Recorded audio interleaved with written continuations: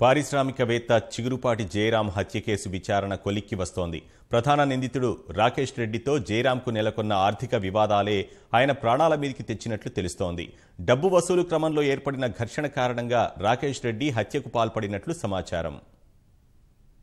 పారిశ్రామికవేత్త జయరాం హత్య case mystery వీడిందే. తనకు ఇవ్వాల్సిన 4.5 కోట్ల రూపాయలు వసూలు చేసుకునే క్రమంలోనే హత్యకు పాల్పడ్డానని ప్రధాన నిందితుడు రాకేష్ రెడ్డి పోలీసుల వద్ద అంగీకరించినట్లు తెలుస్తోంది. మొదట ఈ కేసులో జయరాం మేనకోడలు శిఖా చౌదరి ప్రమేయంపై అనుమానాలు వ్యక్తమైనా ఆమెకు ఈ హత్యతో సంబంధం లేదనే భావన పోలీసు వర్గాల నుంచి వినిపిస్తోంది. ఇప్పటికే అనేక మందిని ప్రశ్నించి వివరాలు రాబట్టిన పోలీసులు హత్య జరిగిన తీరు, సూత్రధారుల వివరాలను వెల్లడించేందుకు సిద్ధమవుతున్నారు. కృష్ణా జిల్లా ఎస్పీ సర్వశ్రేష్ఠ త్రిపాఠి పలు పోలీసు బృందాలను రంగంలోకి దించి స్వయంగా కేసును పర్యవేక్షిస్తున్నారు. చాలా మందిని ప్రశ్నించాం, శిఖా చౌదరి ప్రశ్నించాం, చాలా విషయాలు మేము సేకరించడం జరిగింది. సాక్ష్యాధారాలు కూడా ఖచ్చితమైన నేరానికి ఖచ్చితంగా రుజువు చేసే సాక్ష్యాలను కూడా మేము కలెక్ట్ చేయడం జరిగింది. వీటినన్నింటినీ క్రోడీకరించి మేము కంక్లూజన్కి వచ్చాం. నేరం ఎలా జరిగింది అనేది ఒక మాకు నిర్ధారణ అయింది. హైదరాబాద్ కేంద్రంగా నేరం జరిగింది, అది నిర్ధారణ అయిన విషయం. రిమాండ్ చేసిన తర్వాత లీగల్ ఒపీనియన్ తీసుకొని మేము ఇన్వెస్టిగేట్ చేయటం లేదా Telangana police point of jurisdiction మీద అక్కడికి ట్రాన్స్ఫర్ చేయడం అనేది డిసైడ్ చేస్తాం. మా సీనియర్ ఆఫీసర్స్ ఇన్స్ట్రక్షన్స్ బట్టి ఫాలో అవుతాం. జనవరి 29న అమెరికా నుంచి హైదరాబాద్ వచ్చిన జయరాం కేవలం 6 లక్షల రూపాయలు మాత్రమే రాకేష్ రెడ్డికి ఇచ్చారు. ఇటీవల రాకేష్ పిలుపు మేరకు అతడి ఇంటికి జయరాం వెళ్లారు.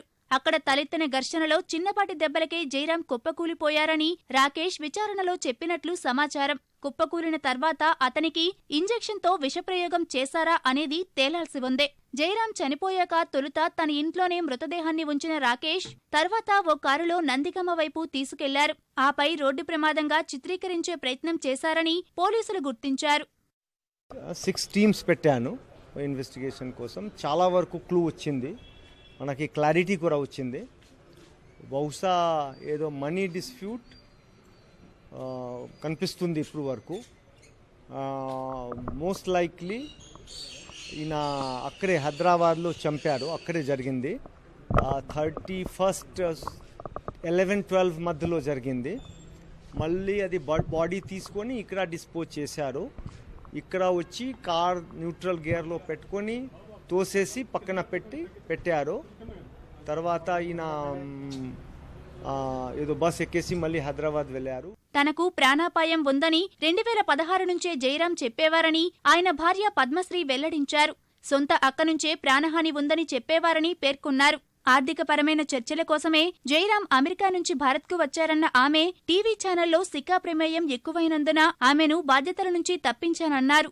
అనేక మందితో జయరాంకు ఆర్థికపరమైన వివాదాలు ఉన్నాయని పోలీసులు అంచనాకు వచ్చారు. జయరాం డైరెక్టర్గా ఉన్న కోస్టల్ బ్యాంకు మినహా అన్ని వ్యాపారాలు నష్టాల్లోనే ఉన్నాయని చెబుతున్నారు. ప్రధాన నిందితుడిగా భావిస్తున్న రాకేష్ రెడ్డిపైన అనేక నేరారోపణలున్నట్లు తెలుస్తోంది. గతంలో అతనిపై నమోదైన కేసులపైన పోలీసులు దృష్టి సారించారు.